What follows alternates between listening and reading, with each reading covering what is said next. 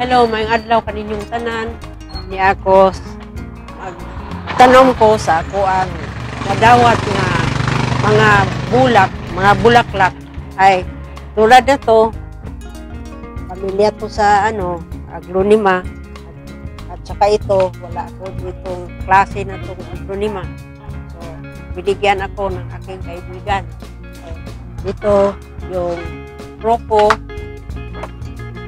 at saka ito, pamilya yun sa Philodendron. Ito. Philodendron. Iba na nga Philodendron. Oh, ito, meron akong ano pangalan to? Caladium? Ano? Ito, yung Caladium.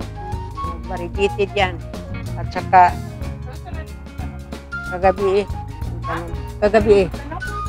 Kagabi na ko itanong giagot pag abot. Kuan ang gigamit ako nga yung lupa, yung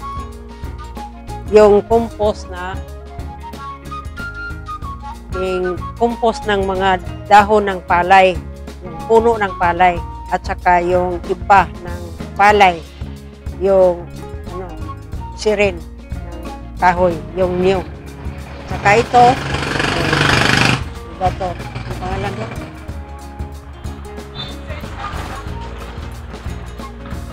Yun.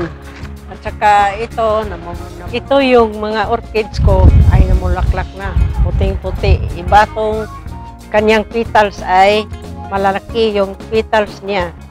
Ito. At malulusog yung bulaklak niya. At saka yung mga dahon niya ay mga makintab. Yung mga dahon niya ay maganda tingnan. O kung gusto niyong malaman ninyo kung paano ko to inaalagaan, mag-comment lang kayo at saka gagawa akong video.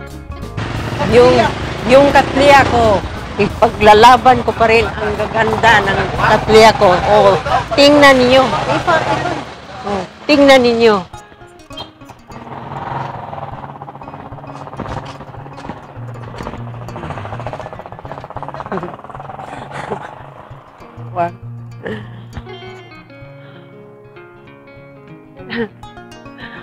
Yan.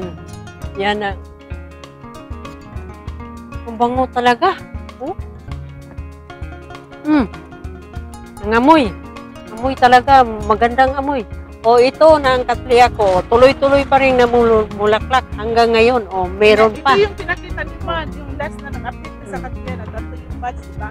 O ito ang pinakita ko, itong last na video ko at saka yun, namukadkad na. O tingnan nyo, malalaki yung mga bulaklak niya. Mabango pa.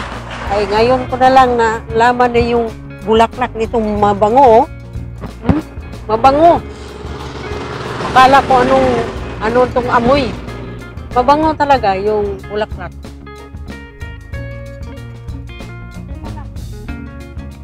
Hanggang dito na lang. At saka huwag niyong kalimutan sa pag-subscribe, pag-like at pag-share sa aking YouTube channel. Bye-bye.